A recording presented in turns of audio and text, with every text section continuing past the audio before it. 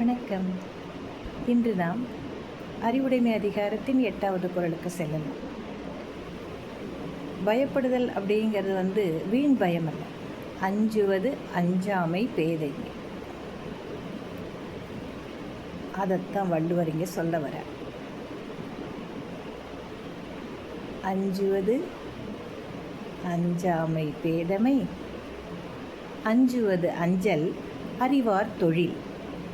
அஞ்சுவது அஞ்சாமை பேதமை, அஞ்சுவது அஞ்சல் அறிவார் தொழில். எவ்வளவு பெரிய தீர்க்கதரிசி! இன்றைக்கி நடக்கக்கூடிய நிகழ்வுகள் எல்லாவற்றையும் அவர் அன்னைக்கே பார்த்த மாதிரி பல ஆயிரம் ஆண்டுகளுக்கு முன்பே மக்களின் மனநிலையை மிக துல்லியமாக கணித்த மகான். அஞ்சுவது அஞ்சாமை பேதமை. பயப்பட வேண்டியதுக்கு பயப்படு. அப்படி பயப்படக்கூடிய மக்களே அறிவுடைய மக்கள். அதை அப்படியே சொல்லலை. அஞ்சுவது அஞ்சல் அறிவார் தொழில். அறிவுடைய மக்களின் தொழிலை போன்றது அப்படின்னு சொல்லிட்டார். எவ்வளோ சிறப்பு பாருங்கள். தொழில்ங்கிறது ஒருடைய வாழ்வாதாரம். அப்படி இருக்கக்கூடிய நிலையைத்தான் வள்ளுவ பெருந்தகை இப்படி சொல்கிறார். ஆனால் இந்த காலத்தில் என்ன சொல்கிறோம்? அதை கேட்குறதில்ல.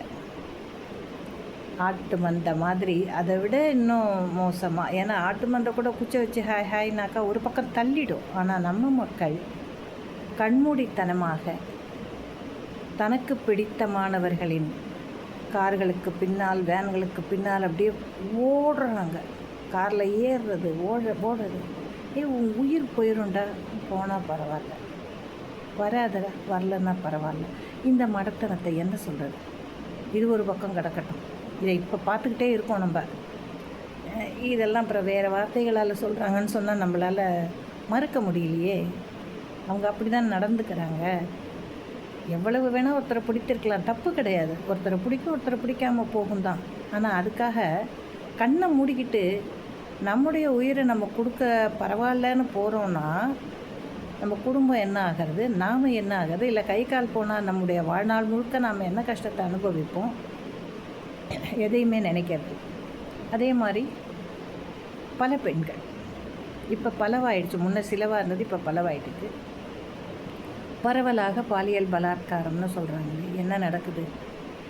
எல்லாரும் நாங்கள் பெரிய வேலைக்கு போகிறோம், சிந்தனையாளர்கள், சிறப்பு மிக்கவர்கள், கல்வித்தரம் மிக்கவர்கள், எங்களுக்கு எல்லாமே தெரியும் அப்படின்னுட்டு தம்முடைய ஆண் நண்பர்களுடன் அகால நேரங்களில் வெளியே போகிறாங்க.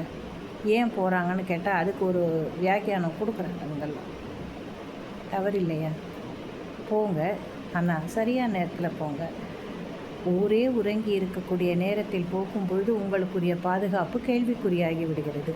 ஒன்று, நீ உன்னை காப்பாற்றிக்கிறதுக்கு துப்பு இருந்து வெளியில் போ.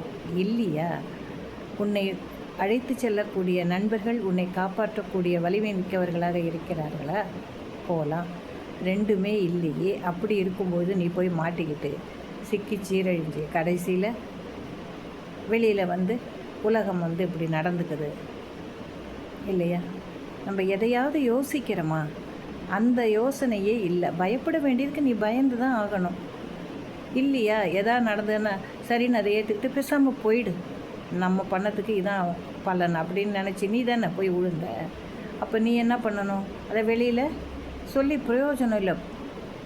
பலாத்காரம் செய்யப்பட்டது என்பது உண்மைன்னாக்கா அதை திருப்பி ஏதாவது நீ பண்ண முடியுமான்னா ஒன்றுமே பண்ண முடியாதே.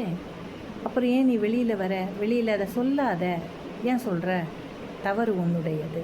பயப்பட வேண்டிய விஷயங்களுக்கு பயப்படாமல் அசட்டு துணிச்சலோடு வெளியில் போனீங்கன்னா விளைவுகள் யாருக்கென்றால் உனக்குத்தான். இதனை மனதில் வைத்து கொள்ளுங்கள் மக்களே. அஞ்ச வேண்டிய செயல்களுக்கு அஞ்ச வேண்டும். அதுதான் அறிவுடையாரின் சிறந்த தொழிலாக கருதப்படுகிறது. நன்றி. நாளை நாம் மீண்டும் சந்திக்கலாம்.